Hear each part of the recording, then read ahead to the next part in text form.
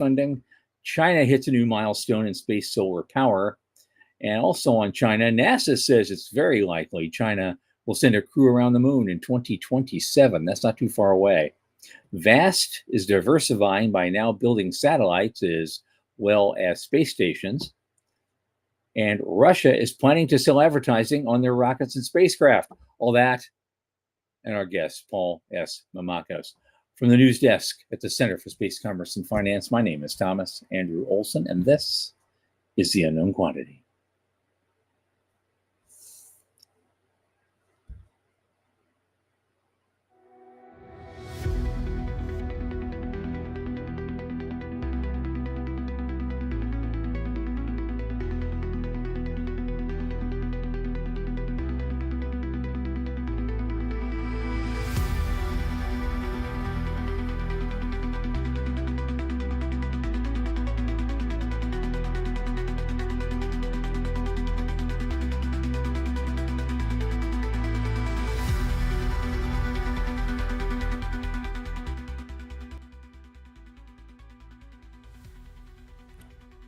Okay, as you know, this program is brought to you by the Center for Space Commerce and Finance. What do? We champion and strengthen emerging space startups and space-adjacent enterprises worldwide through advisory, access, and advocacy. Pitch events and world-class boot camps fortify startups to be better investor-ready. Now, a lot of our work, especially this podcast, is supported by our listeners and fans like you.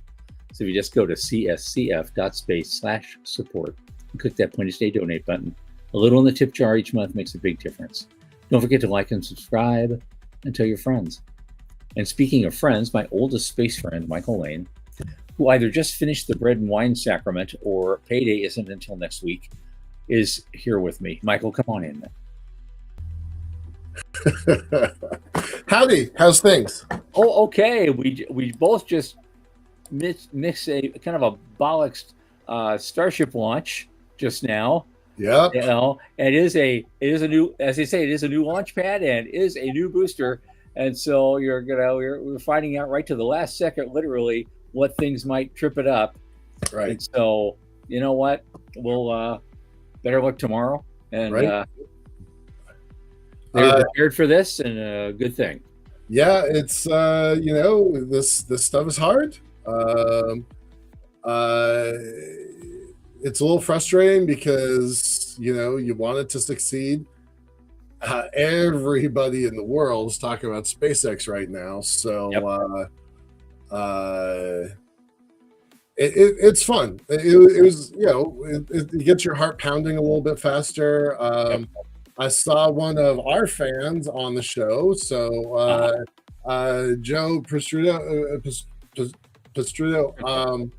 I saw your comment just like zip past with everybody else's, so that's really fun. Hey, Soon, thanks for being here for the Space Frontier Foundation. We love those guys a lot. Ms. Veronica saw that message. See ya. Yeah. About time, and best of luck. Yep. Let's get into it. Tons to talk about. Paul, thanks for being here. Appreciate it. We'll get to you in about 20 minutes or so. Hopefully we don't have any mic check problems, but thanks for being here. So here's the thing. I guess, it's interesting. I love Ars Technica now. I'm their new best friend because they actually put their stuff out. They don't make you subscribe, for $100 a month or something. But they think they've identified the largest total addressable market in all of human history, as they say about this thing, because SpaceX has been around, 24 years? They've been very, very, close to the vest with their finances, and now they're opening their books for the very first time. And so that also, get a lot of, got a wide eyes going on. They had a 400-page S1 filing. Crazy. The SEC, and so and they could actually do the IPO as soon as June 12th.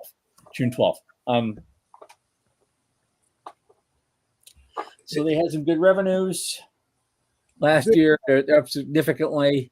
Of course, you lost They lost a bunch of money last year due to their spending on artificial intelligence development. Right. They're going to get that right back really quickly because they're projecting a TAM of 28.5 trillion. Trillion with a T. With a T across its present and future offerings in space data AI services. Right. But only about 2 trillion of it is directly related to Starlink.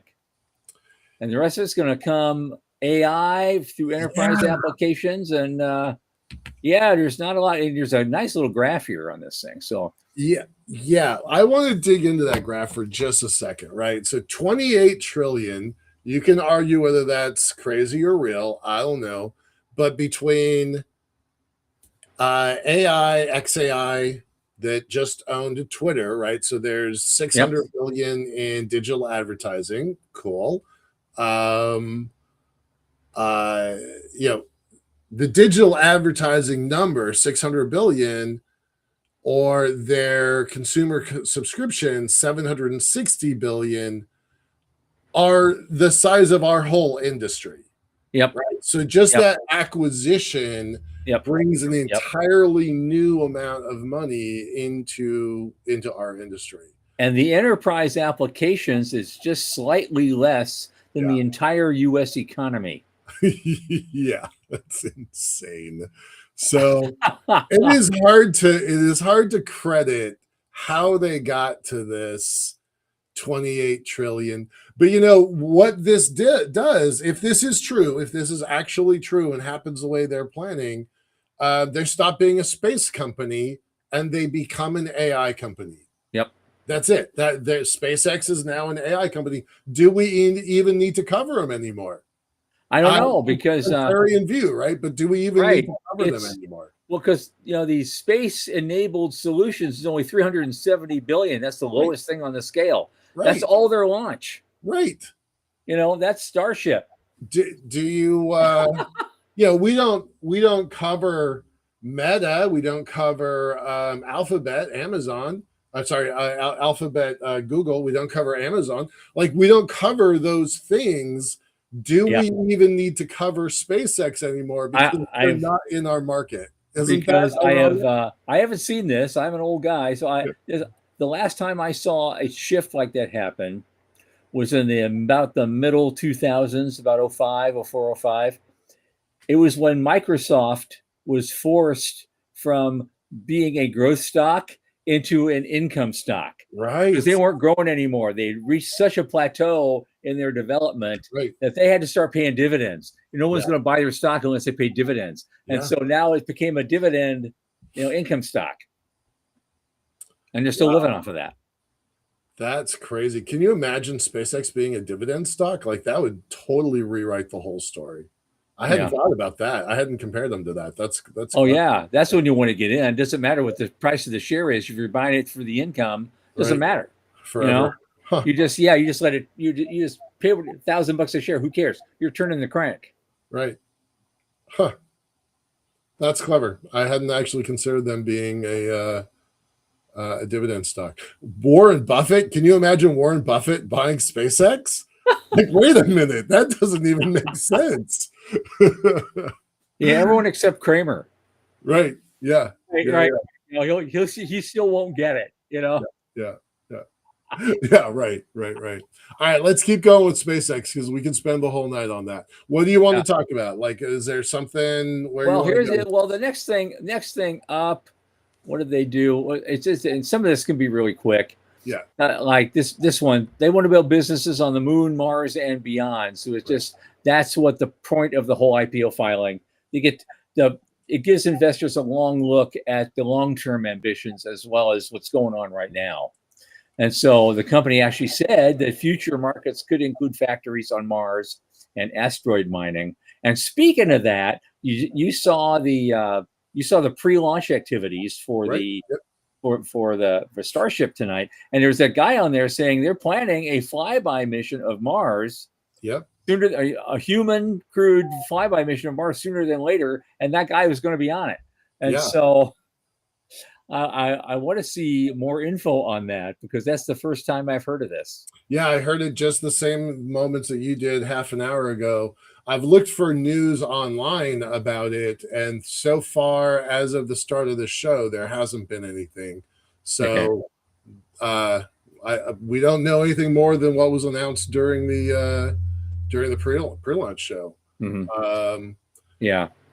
Yeah. Well, the point is that this piece is that SpaceX wants investors to think far beyond just rockets and Starlink satellites. Right. And from that graph we just saw and all the other stuff they're announcing, it's launch is going to be the least of their concerns. Right, exactly. The rockets are the least of their concerns. Their business concerns. The rockets are the least of them. They didn't put any numbers in for Mars or Moon or beyond. And they're putting 22 trillion on the enterprise elements of it. So they kind of, it sounds insane, but they kind of cease to be a space company if this goes the way that they are advertising it. Yeah. And given that next little piece shows here, in addition to all the numbers that you've seen, they also have, they call eye-popping deadlines. Yeah, they're really setting deadlines for themselves. Yep. And there's some very aggressive ones.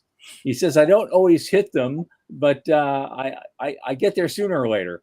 That was in 2020. He said that. So his quote is, "Punctuality is not my strong suit." Right. I always come through in the end. And so they want, but very quickly he wants Starship's first payload to be launched, paying payload second half of 26. The V3 deployment second half of 26. Acquisition of Cursor, yay or nay, end of October. Starlink mobile V2 launch next year. This is real aggressive stuff. It is. And they're closing a deal with EchoStar apparently next November. And they have a bridge loan, I guess they have to pay, but they may put it off a year depending on what's going on. But I just wanted to show that they got an aggressive schedule. They talked about that earlier this year. I mean, our big launch, maybe it'll happen tomorrow, but that's just the first one. And then, but almost the last quarter of the year is going to be almost stacked. They want to do like 6 of them. Yeah.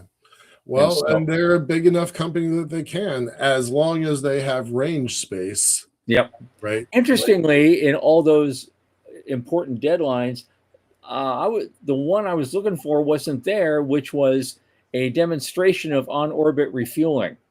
Right. Everybody is waiting for that. It's, you either get that and you go to the moon, or you don't get that and you don't go to the moon. Like, that one should be really obvious and it should be front and center, but okay. They're not committing to it, which I thought was a kind of a chicken move. I thought that was kind of a chicken move. Okay. And there's another one I guess we could just share it with folks. We don't have to go through the whole thing, but there's another Eric Berger piece that I really liked. Yep. And it says the U.S. space enterprise is desperately waiting for Starship, and it raises the question, will it finally deliver? And so, like they say, it's a wild ride. The highs are high and the lows are low. And so, but one could be forgiven these days that SpaceX is a historic rocket company still. Despite all their mega deals that they've been doing. So one might reasonably ask, what do they do these days, actually? With all the acquisitions they've done, and they've got this IPO. So basically everything they aspire to be in the next quarter of a century, it's all on the line. Right. Possibly tomorrow. Possibly tomorrow. And it's a whole lot of stuff in here. They had a very difficult year last year. They're hoping for a really great year this year, and so we'll see. We started slowly. We'll hope we'll work up to something really good. They changed their third version of the Raptor rocket engine. Everything, and every one of those engines, 33 engines on that rocket, every one of them is tested. Yep. One at a time before they even go in. Yeah. So there's a lot of great material there for people who want to look at it in a little more depth. I mean, we could do a whole show on this whole thing. It's a good article. It really is. There's a lot to it. Yeah. Yeah. Yep. What do you think of Musk's plan to keep control of 85% of the company by his voting shares? You know what? I think if he continues doing really good things the way he intends to do them, if he meets a lot of his milestones, I don't think anyone's going to give a shit because because the company is making money, and as Yep. Sean says, you get what you pay for, Yep. and so because he's been taking like on paper like a 50,000 a year salary. He reminds me of Steve Jobs when he was because he took $1. It's From not Apple, about the money, but his options were insane, right? Yeah. which got him a lot of scrutiny at the end. But yeah, that's fair. All right. Anything more to say about SpaceX? not right now. Not right Right. now. Oh well, as a tangential thing, the next thing up is Anthropic will pay XAI 1.25 billion a month. Right. They're buying. They bought a 300 megawatts worth of compute. They basically secured the entire output of the Colossus One data center near Memphis. Right. Yeah. So, that number by itself changes the number for the entire industry, right? We're always talking about that 630 billion or so, 650 for the industry, and this is a $15 billion deal. It's it's huge. This one deal moves the needle for the whole industry, and it was included in the S1 filing. Yeah, and so that was already in place. When they filed the SO, that's part of it. Part of the numbers. I mean, if you're trying to crunch the numbers, right, you got to include that. But yeah, they just sucked up the entire output of that one data center. I hope they're not having any brownouts in that part of Memphis right now, but we'll see. Next up, this seems so small now. This is like, speaking of lunch money. Well, right. Last week, this was a big deal. Yeah. Well, 5 years ago, this would have been a big deal. Right. A company called Tomorrow.io. They're doing a funding round for Deep Sky, and they just added 35 million to it. It was space and money. I thought I'd mention it just to say they're not the only game in town. There's other people doing stuff. Oh yeah. These folks have been in the news a few times. They're all about weather, managing weather and weather data. So good for them. Good for them. I could use that right now. So I could use that right now, and so could you. Right. Let's move to China for a sec. Yeah. Oh yeah, we got some stuff about China. Two things. Obviously, this is China news. They're hitting a new milestone in their space solar power project. They've been, we don't talk about that much, but they've been working on building a space solar power station capacity.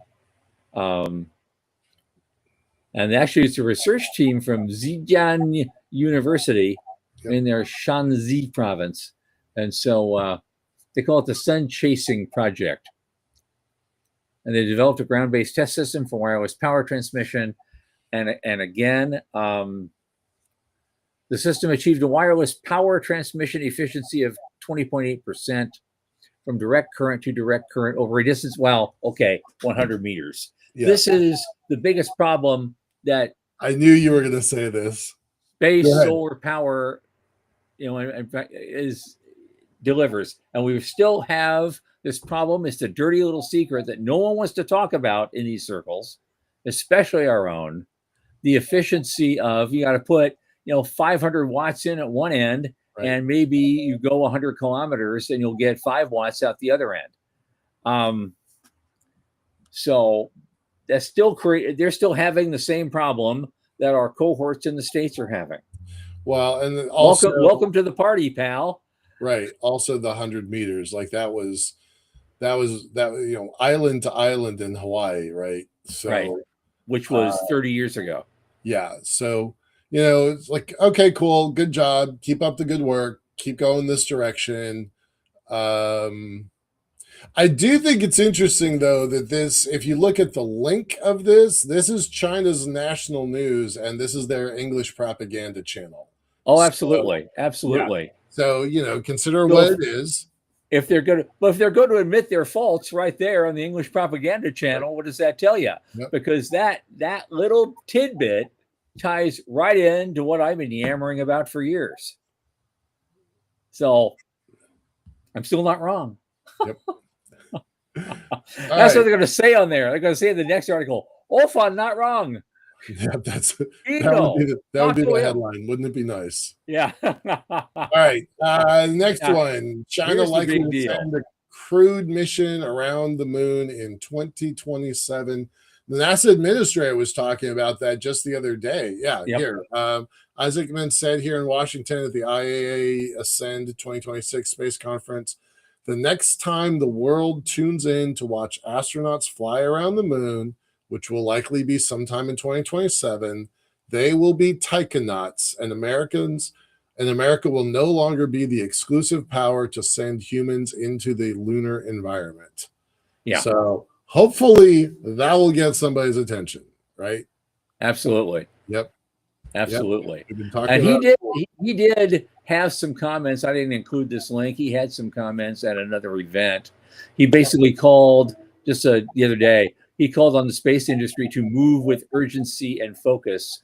He was at the Ascend 2026 opening plenary with a singular message. NASA is a fundamentally different agency, one that will act with urgency to return to the moon, build a permanent base there, and realize economic potential of operating on the lunar surface. And we're off to a good start.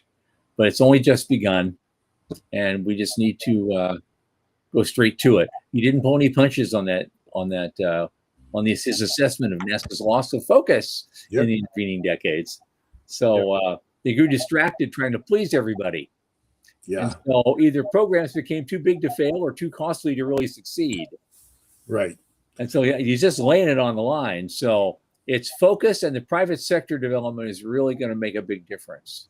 I mean, we've been saying it for 25 years, and some's finally listening. So that's I know nice. it. Thank Christ. And we live to see it, dude. Right. Okay. Is like the space race never ended. And Joe Prestrito, I actually saw your name. You had a comment. I couldn't see the comment because they were going by so fast, but I was on the same channel you were for the Starship Scrubs. So good to see you. Glad you're here. Yep. And Morty's back. Hi, Morty. Glad to see you. He had a big day yesterday. I'm not going to get into it, but he had a big day yesterday. Good. Yeah. Vast did something interesting. They're not pivoting, they're expanding. And now in addition to building commercial space stations, now they want to build large high-powered satellites. So they're diversifying, I guess. This is the subtle way of saying, hey, we want to do data centers in space like everybody else does. Right. And so basically it's like what we keep talking about. There's this huge new markets opening up. Money is pouring in. How can we tap into some of that? Mm-hmm. We've been saying that for weeks. And so here's Vast going, yeah, I hear you. I hear you guys. We're doing it. Stay tuned. Yeah. I mean, they're literally saying Hote, who's their president or CEO, I forget, was chief executive officer, added that Vast also plans to offer an NVIDIA Space One module to support orbital data center. Like they're like, hey, we can do this. Everybody can do it. Let's just get into it and do it. So if you've got anything that can go to space, you should be advertising that you can be a data center. Joe Luttrell, for a satellite that we've got that you're building for us, could you just put an NVIDIA chip on it, even if you just like scrape the logo off of something and just tape it on so we can say that we've got data centers in space? Could you just please do that for me? Thanks. Well, here's what I got over here. I've got an old Lenovo laptop going back years. I'm running it outgrew Windows 8, so I put Linux on it. Right. I put Ubuntu on it. Maybe we could launch that on a piggyback with one of these outfits, and I could say we put a data center in space. Right. I Well, got it still runs. Hard drive, and comms. That's all you need right now. That's all you need. Yep. All right, let's keep going. Okay. So good job for Vast. We got so good for Vast. Now Russia. This is my little humorous moment of the day. We're done. Russia wants to advertise on their rockets and spacecraft, and apparently that idea is catching on.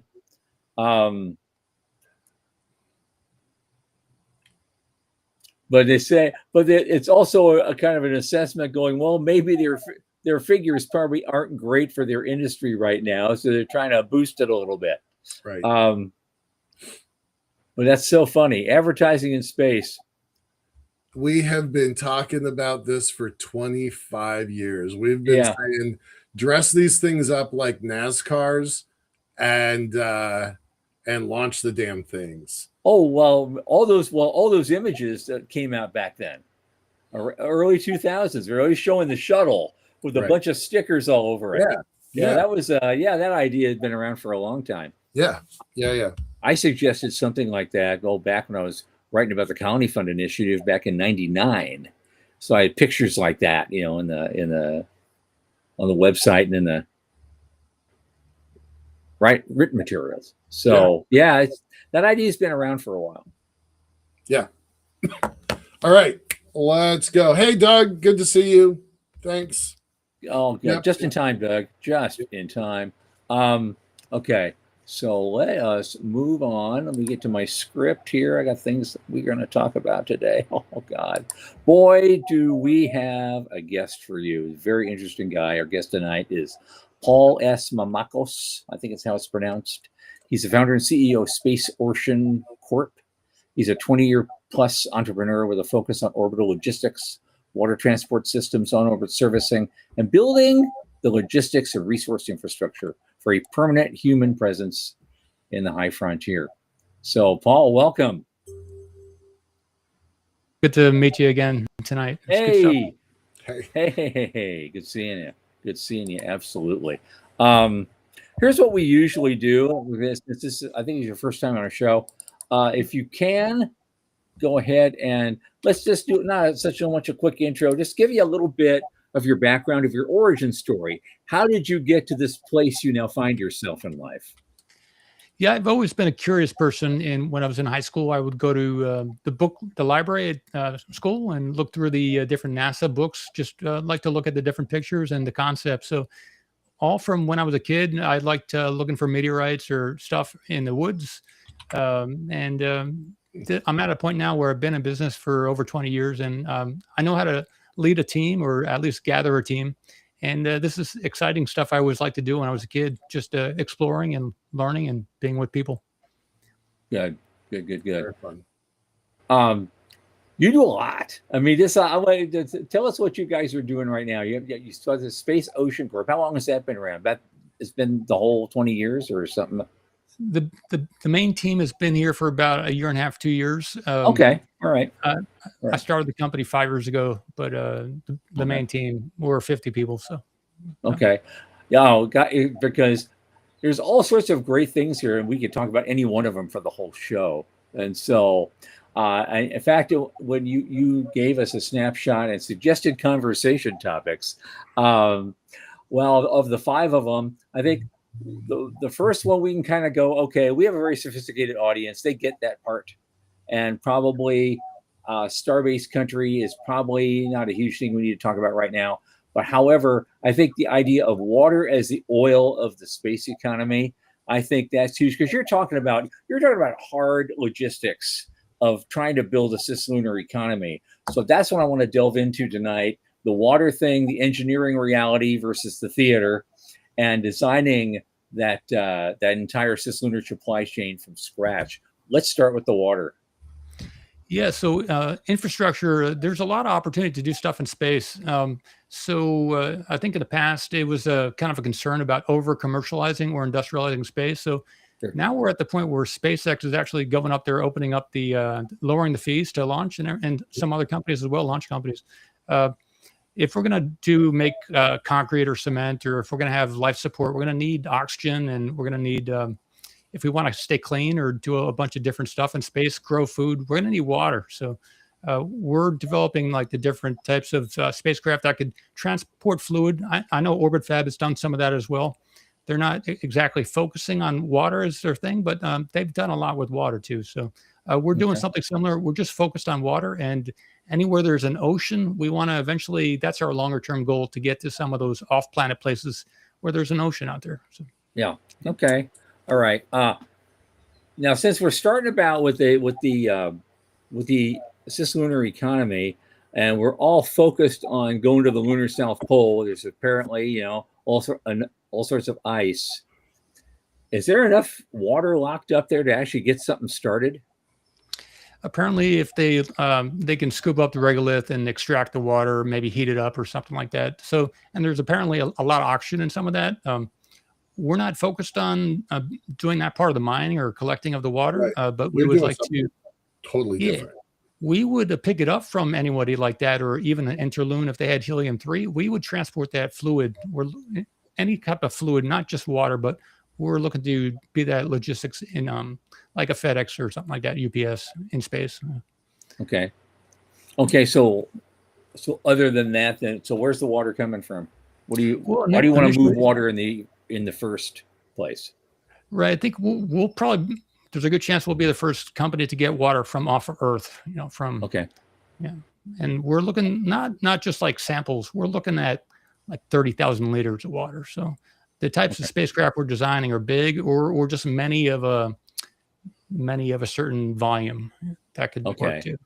Okay. So so that's what I'm driving at. I'm trying to figure out, you're talking about water a lot, but you're not bringing it up from Earth. You are building things that will go to moons of Jupiter or Saturn and getting it from there and then shipping it back like giant tankers. Colonists on the moon, or even the different space stations, and even Mars. Initially, they're not going to be able to have any water right when they get there. I don't know how long their water will last when they initially get there. So we'll be there to provide it to them. We can deliver it to orbit, or maybe even take it down to the surface with SpaceX help or somebody else. Wow. Now, they can cycle water, but if it's only 95% or 98%, that % will run out. So they're going to need water. And the recycling equipment's pretty expensive too. It's like $20 to $50 million, and then it needs maintenance. So, what's your first source? Your first source Earth. Of water. Where's the first place you're going to? What's your time frame? You said you're designing. I've talked to your Sean. We have also our Sean. I've talked to your Sean. What's your first target, and what's your timeline, and how big is your tanker? Yeah.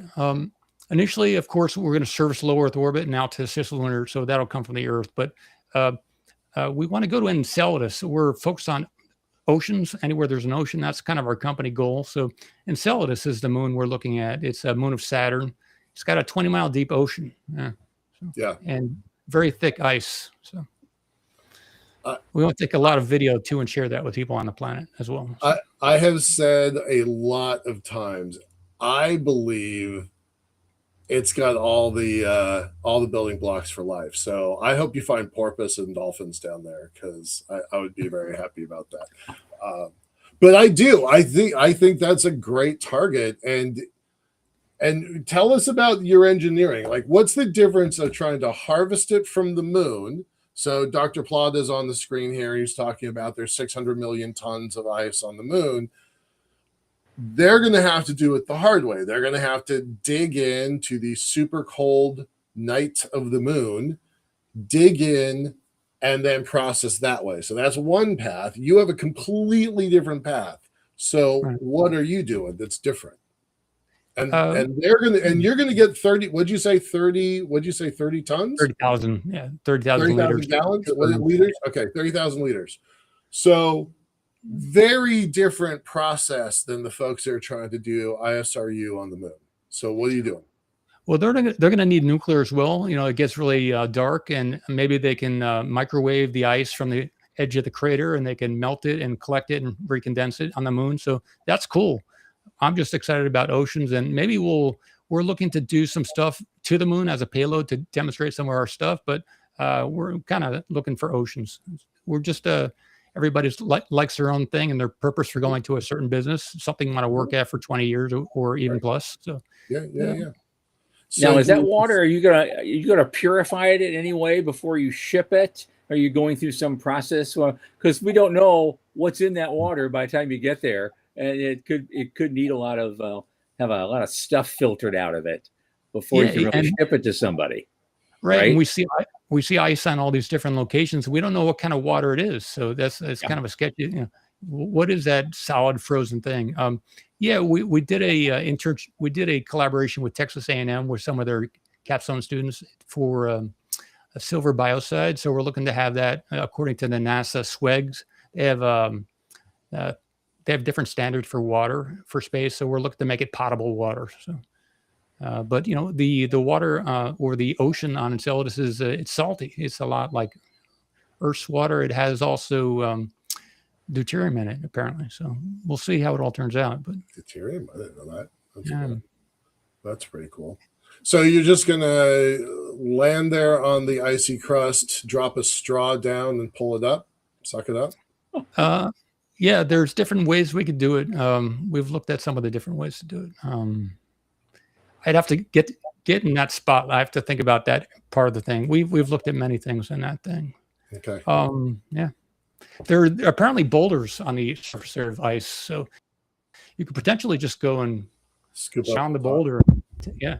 Okay. There's said to be snow on the surface, snow in some of the research stuff. So, but Cassini and some of the other spacecraft have gone around past Enceladus, spent a lot of time there, so they got a lot of data. If we could, it'd be great if we could do an initial strip down satellite and go there just to see if we could land on the surface or do some more, just kind of demonstrate we can do that initial part before spending $400 million on a big spacecraft and doing it all at once. Now, Enceladus does a lot of geysers. They're doing the geysers all the time. Now, has it been determined whether those geysers just come out all over the place at random, or they come out specific places all the time in a timed way, which would make life a lot easier for you if they did? Right. One of the thoughts is, we could land on the surface and maybe we can drill down. We've talked to some of the people at the Mars Society. There are some people with drills, so we could do it that kind of way. There's apparently no atmosphere on the surface there, or very small Pascal pressure on the surface. So, but if there were geysers and if they were steady, we could just have like a half dome point at the surface as the satellite goes around 1,000 times a year, and we just let it collect on the surface there and then close that up and melt it.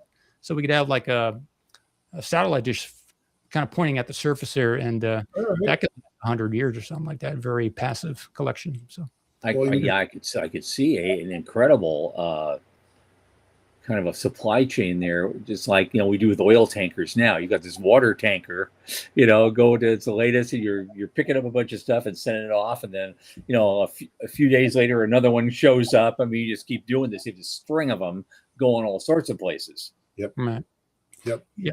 You got a couple questions popping into the chat here. Dr. Plata is asking about near-term ROI. Do you want to talk about that? Yeah. If we look at the near-term stuff, to deliver water to the space stations, about $23,300 per liter currently. And that's before the subsidies from the government every year, like $100 million or so on top of that, $23,000 per liter. So Johnson Space Center is helping some of that. And there's some opportunities for delivering to other space stations that would make that possible, delivered to the near-term destinations for water. So we're open to doing some of those pre-orders if you want for water. It can be a phase kind of thing. But so that could be anywhere from like 25 million per 1,000 liters up to $45 million per 1,000. So that's kind of, we're looking at the price point starting at around $45,000 per liter. That's without any government subsidies. So it could be pretty lucrative. You got to factor in that a satellite costs a certain amount of money, and then there's a lot of insurance, and even the launch cost is about $1.6 million. So there are different factors, and assuming the spacecraft makes it and doesn't blow up or anything, you can make some money doing it. Out to Enceladus, It's about a 6-year journey with today's propulsion. So there's a bunch of there are risks, and we've been moving that forward. We have 30 engineers on the team, but and we do have some partnerships or collaborations with people outside the company. We got a bunch of partners as well. So there's a lot of PhDs and different expert, knowledgeable people we can draw on. A lot of people want to go to Enceladus. It takes a while to get there, and the European Space Agency wants to go there as well. So, but it has to. You have to send the spacecraft out that way if you want to go there. You can't just keep talking about it. So, it is on the decadal survey. The Enceladus is kind of at the top of their list, maybe number 2. So we want to go there. We want to help other people go there. So factoring in the spacecraft's going to be at least $400 million, and then we would like to collect a whole bunch of that water. So how valuable is that? Elon has said that maybe $100 million per gallon, the value of water on Mars. Today's price. In the past, he said $1 billion per gallon. So the price of water at those far away destinations, the sample return from Mars has been valued at $10 billion for like a 40 liter amount of soil from Mars. $10 billion for 40 liters of volume. And then they even had like an $11 billion value for that. So if we look at all that, we're looking at maybe $26.4 million per liter is what we would start at the price from Enceladus. That is pretty insane. Well, just running the math that you just described, 45,000 per liter, just 45,000 per liter. If you can pull off 30,000 liters, that's $1.35 trillion. Yeah. So that's pretty good. Like that you can build a hell of a spacecraft on $1.3 trillion. Sorry, 1.3. We keep going back and forth with B's and T's today because of SpaceX. $1.35 billion. That's a little more. You can still build a hell of a spacecraft off of that. So even if you weren't getting those other larger numbers, even that base number to ISS is still a good number. So that's pretty I'm still hoping there's something under the Martian soil somewhere that's like the size of a Great Lake. And I think when we start building a Mars settlement, I'm hoping they'll send some Oklahoma roughnecks out over there and start doing, guys who are used to drilling oil, and maybe they'll drill for water, and maybe they'll find something that would change the dynamics insanely. Yeah. I am skeptical. It would make Mars a go-to place, wouldn't it? Yeah, it would. It would. I am skeptical of that answer, by the way. So, all right. So you got a couple dozen folks working for y'all. What are your like day-to-day contracts like? Do you have all those people working on this one task? And if so, where's your capital source? Yeah, our team is any company could do this. So I've had a couple other businesses in the past, and I exited one. So I had some success creating something and exiting after it. And I've had a lot of time to think about good ways to do stuff. But if anyone wants to start their own business, you can just go down, register at the State Corporation Commission. You can do it online. Sure. It's like $275 or whatever it is in your state or whatever.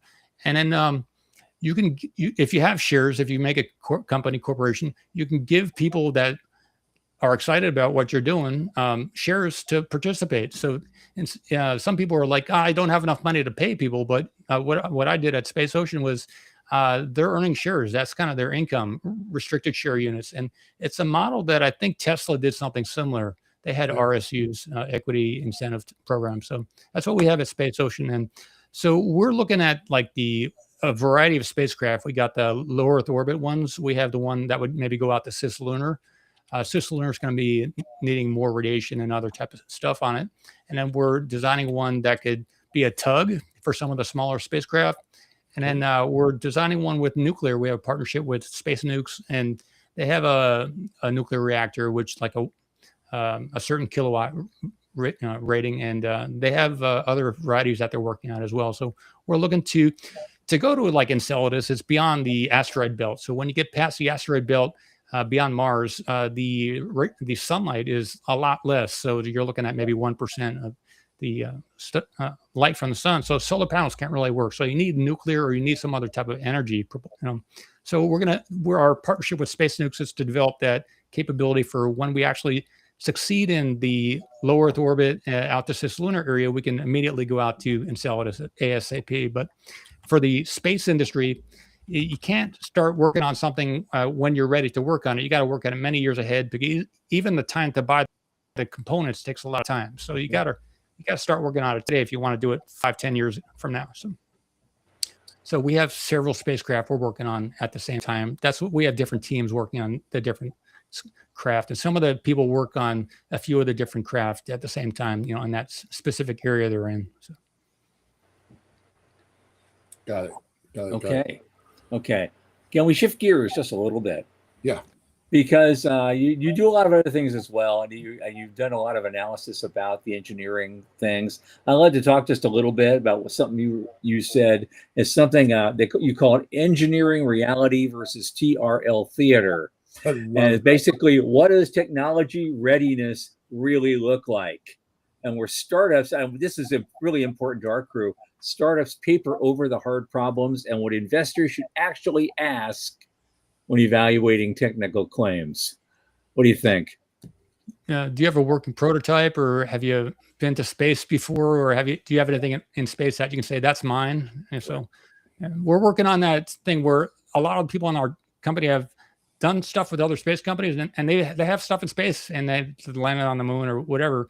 We have a lot of very experienced people on the team, 20 to 40 years, experience, and they're actively in other programs as well as being at Space Ocean. But as a company, we want to get that check mark and that experience as a team where we've done something together, and it's up there in space right now. And then that will help us when we're trying to get an order from another company, or open a certain type of partnership, or even apply for a phase 3 SBIR or something like that, or get investment. An investor wants to see, what have you done in space? So that's what we're working. All right. Well, where do space startups paper over the hard problems, in your view? What have you seen that you mentioned that? Some people have very small teams, and even working with people, here's a good example. We've had a bunch of military people on the team, and I don't want to say anything about those types of people. We have some are great, and some are very structured in a certain way. So depending on what you're doing, the type of people on your team it'll matter. And then who do you want to hang out with? So certain people want something done in a certain way, and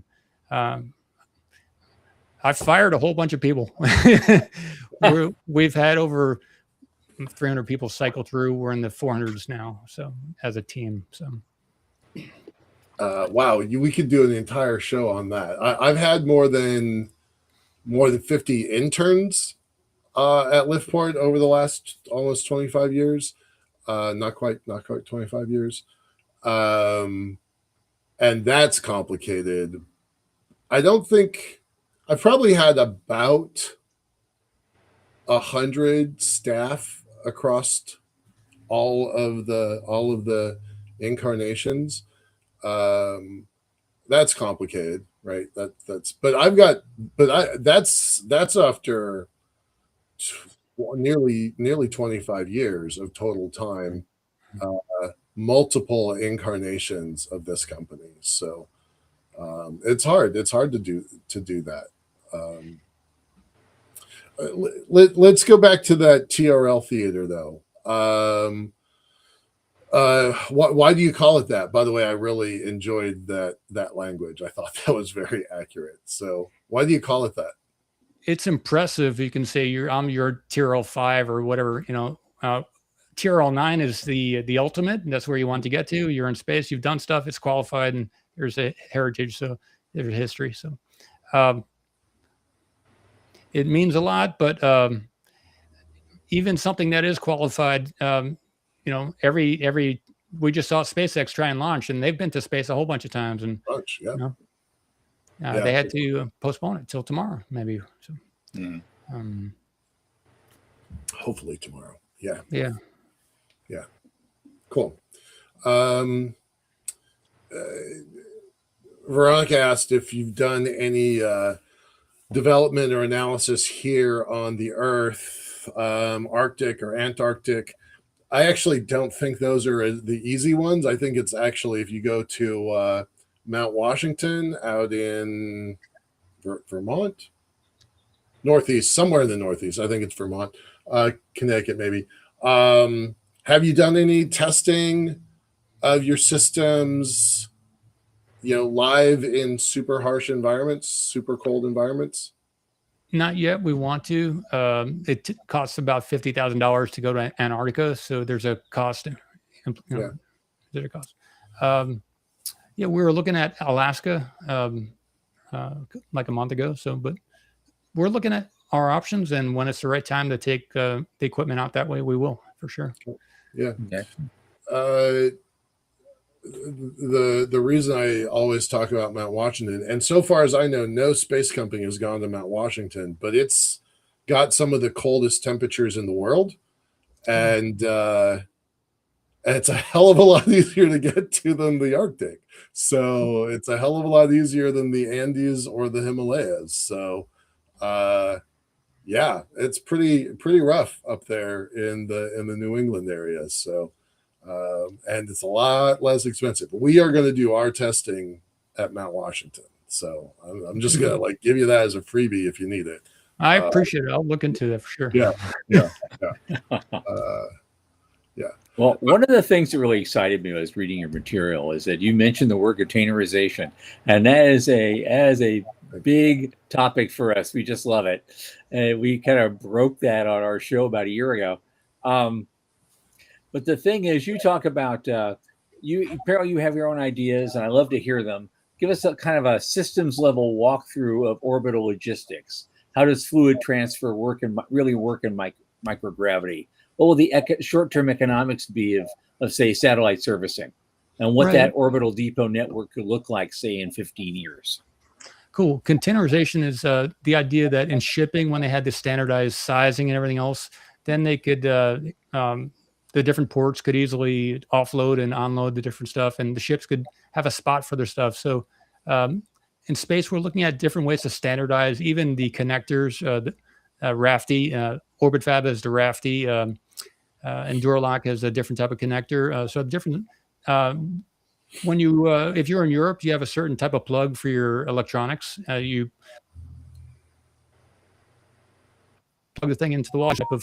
When you come to these, it's different. So you got to get a adapter. So in space, the different space satellites and spacecraft, they don't have a standardized way yet. It's a new industry. The SpaceWorks and the AFRL, all these different funders for the spacecraft haven't decided to have a certain standardized way for these things to connect in space. So it's a vacuum out there, or very close to it. Some of the space stations have like a back porch you can drop stuff off on. If you have like a you can just use an arm, and you can deliver something. It can grab your spacecraft and then it can offload that way. But for a larger volume of fluid and stuff like that, it'd be good to have some type of connector. But that has to be put on these spacecraft before they get launched, and it takes at least a year probably to integrate that. So we're looking to be part of that and help that shape that decision. Of course, OrbitFab has gone quite a ways, but and there's a possibility they could change the volume or the size of their connector. So that's a possibility. But there are different fluids. Hydrazine, you don't want hydrazine connector being interchanged with a water connector. So you can't use the same connector for everything. There's a large need for water in space from the military as well as the commercial sector. If people want to go up for a vacation for 2 weeks on a VAST or Starlab Space or one of the other Orbital Reef or one of the different space stations or tourist places, they're going to probably want some water. If for the price of water, if you were on the moon, water would be so expensive that could you even have a bathtub on the moon? How expensive would that be? So we're looking to enable that and work with all the different space companies as much as we can, even internationally, to be part of that and make it more real for everybody. Okay. Just one more thing. I know because we've all talked about Elon tonight. One of his goals with Starship Block 3 this year is to actually do a demo of on-orbit refueling. What challenges do you think he faces? Well, today they revealed the two new spots on the Starship where that they can interface and connect the two different starships. So that was pretty cool. Yeah. They want to have like 1,000 starships up there, just to refuel one of them to go to Mars. I don't know if that's still current, but they were looking at, and maybe as they increase the size of the Starship, then they need less of them to do the one trip to Mars. And maybe as we get nuclear propulsion, we wouldn't need to do, but there's going to maybe need a lot of, when you have a large ship go out of a port, there's a lot of like a tugboat, and there's different things that interface with that big ship. Probably going to need something like that with SpaceX and all the other space partners for that Starship to leave. Maybe we can help out with some of that fluid logistics. Okay, but are there any red flags in terms of just doing the fuel transfer? You're doing this in microgravity. What's the challenge? Well, when we look at the Starship, there's a lot of vapor or other stuff, a constant trickle leaving. So when this cryogenic fluid heats up, it vaporizes, or they may need to recondense it or something. So up there in space around the Earth, and as you get further away from Earth, it becomes a bigger problem. But at least around the Earth, it'll boil off. So they got to keep sending up more fluid. Okay. I can imagine a world where, and we only have 3 minutes left, so we got to switch over to our future stuff. But I can imagine a world where L1 becomes the ultimate refueling station, that everybody just goes there, does their business, pushes their fluids wherever, transacts their transactions, and then moves on to their next destination. So let's focus on. So we always end the program. We only have 3 minutes here, so we always end the program with what does the next 5 years look like, and what does the next 25 years look like? Next 5 years for Space Ocean or for everybody? Anybody. Answer it how you like. Lots of tourists up there in space, people on the moon, possibly. I would imagine that happening. People on Mars, and maybe other places too. Maybe scuba divers under the ice on Enceladus. That would be freaking awesome. I said divers, you said scuba. I dolphin. It depends on the pressure. Having been a scuba diver, I kind of know how that works. So, yeah. What does 25 years look like? Or was that the 25-year answer? That was maybe the 10-year. 25 years, maybe 5 different locations with humans, civilizations out there in space, and possibly even outside the solar system. Probably that'd be wow.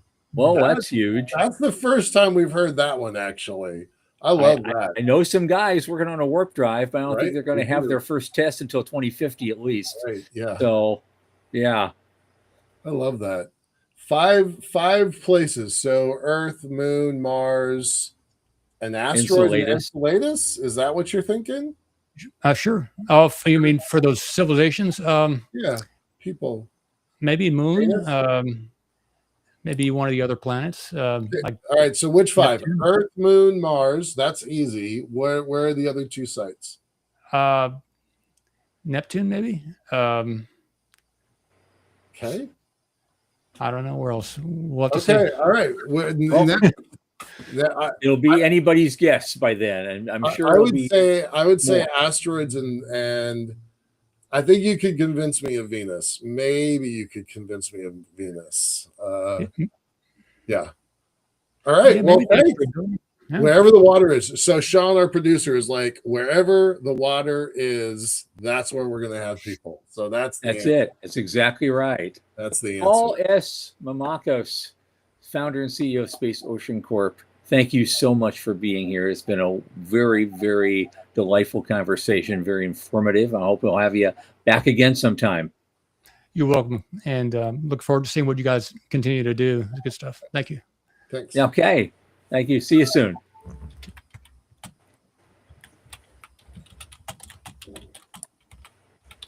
Okay, Michael, let's see here. Well, who is coming up? Okay. Monday, our guest. I wasn't even sure we were having a guest on Monday. Do we have a guest? Now, we have a guest on Monday. We may not have one next Thursday, which means we might just catch up on all the news items we've been missing because they keep stacking up, But there's been so much news lately. But on Monday, our guest will be Dr. Annette Toivonen. I think that's how it's pronounced. Oh. And she's the author of a book called Sustainable Space Tourism. Got it. And she's going to be with us on Monday at 8 p.m. Eastern. I've got an interview with her tomorrow morning. I barely know. Very cool. Very cool. I'll know more. Yeah. Okay, very good. Give her my best, and we'll see her on Thursday. And on that, for Michael Lane and Sean Key, I remain Thomas Andrew Olson. Keep watching the skies.